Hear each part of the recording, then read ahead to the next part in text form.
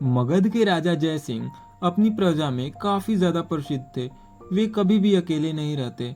हमेशा उनके साथ उनका सेवक हिमसुक रहता था। हिमसुक एक गरीब परिवार का लड़का था जिसे राजा ने अपना सेवक बना लिया था।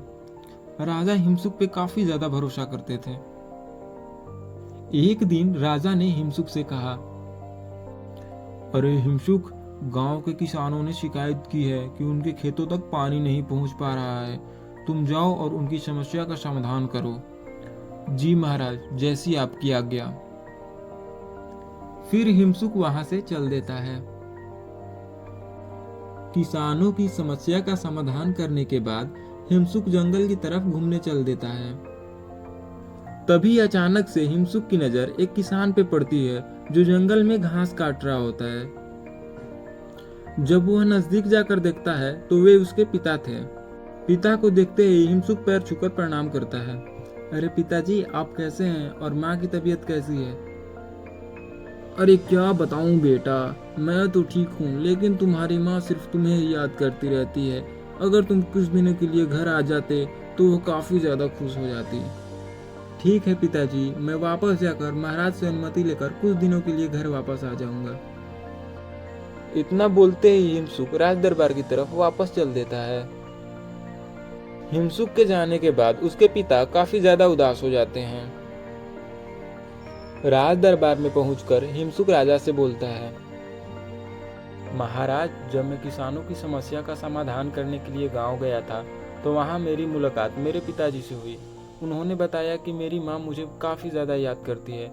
अगर आपकी अनुमति हो तो मैं कुछ दिन के लिए अपने घर चला जाऊं। ठीक है, अगर तुम चाहो तो जा सकते हो, लेकिन सिर्फ 5 दिन के अंदर वापस भी आना होगा क्योंकि राज्य में काफी ज्यादा काम है। इतना सुनते ही हिमसुक खुशी से उछलने लगता है। अगले दिन सुबह होते ही वह अपने घर के लिए निकल जाता है।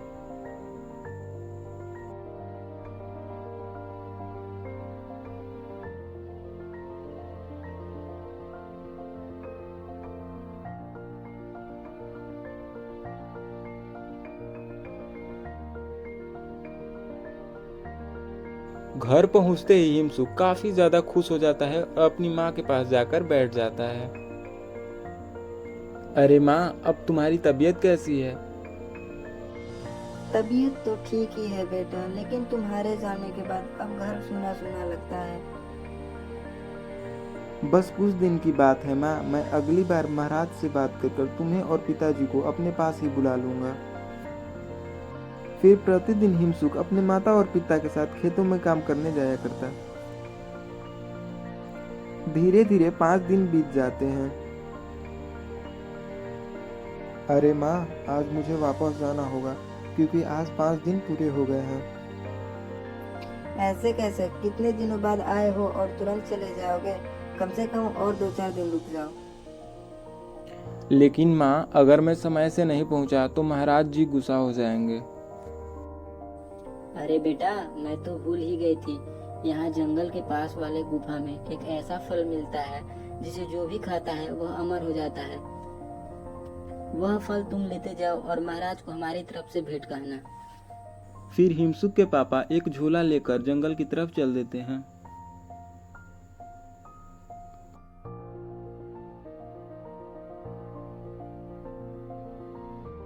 जब वे फल लेके वापस आते हैं तो देखते हैं कि घर के बाहर हिमसुक और उसकी माँ उनका इंतजार कर रहे हैं। फिर वे वह झोला हिमसुक को दे देते हैं।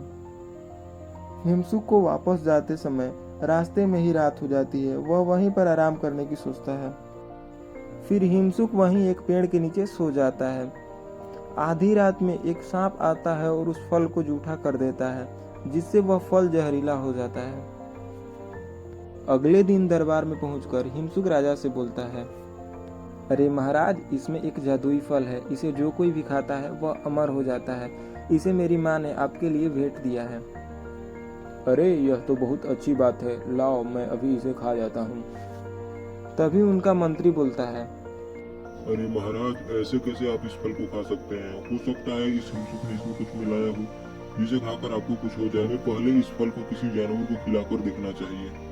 अच्छा ठीक है, तुम इस फल का थोड़ा सा टुकड़ा लेकर जाओ और किसी जानवर को खिलाओ। इसी से इसकी पहचान हो जाएगी। फिर फल का थोड़ा सा टुकड़ा लेकर मंत्री वहां से चल देता है। फिर थोड़ी देर बाद मंत्री वापस आता है। अरे महाराज, आप तो बाल बाल बचे। इस फल में तो जहर है। हमने इसे एक कुत्ते को खिलाया। खाने के तुरंत बाद भी वह तुरंत मर गया। यह सुनते ही राजा काफी गुस्सा हो गया और उसने गुस्से में आकर हिमसुक को जान से मार दिया। फिर राजा ने मंत्री से बोला, तुम इस जहर वाले फल को राज्य से बाहर कहीं दूर फेंकाओ ताकि कोई खा ना ले। फिर कुछ सालों बाद जहां राजा ने उस फल को फेंकवाया था, वहीं पर एक चमत्कारी सा पेड़ उग जाता है और उसमें फल भी लग जाते हैं। जब यह बात राजा को पता चलती है तो वे बोलते हैं, तुम उस जहरीली पेड़ के पास एक पहरेदार को लगवा दो ताकि उस फल को कोई खा ना ले। उसे खाने के बाद उसकी तुरंत ही मृत्यु हो जाएगी।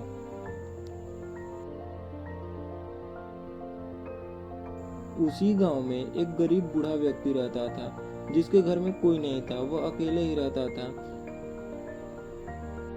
इतनी गरीबी के कारण वह अपने जीवन से तंग आ गया था। अब तो ऐसा लगता है कि मर जाना ही बेहतर है। क्यों ना मैं उस जहरीली पेड़ का फल खाकर मर जाऊं। अगले दिन चुपके से वह बूढ़ा जाता है और उस पेड़ से एक पौधा तोड़कर खा लेता है। फिर फल खाने के बाद वह बूढ़ा सो जाता है। अगले दिन सुबह वह उठता है तो वह चौंक जाता है, क्योंकि जहरीली फल खाने के बाद भी वह जीवित रहता है। और इससे आश्चर्यचकित बात यह थी कि वह और जवान हो जाता है। यह बात पूरे राज्य में फैल जाती है। जब यह बात राजा को पता चलती है तो वे भी उससे मिलने आते हैं। उस बूढ़े को जवान देख राजा चौंक जाते हैं। फिर उनको अपनी गलती का एहसास होता है कि हिमसुक निर्दोष था और वे काफी उदास हो जाते हैं। इसलिए जल्दबाजी में और क्रोध में आकर कोई कड़ा कदम नहीं उठाना चाहिए।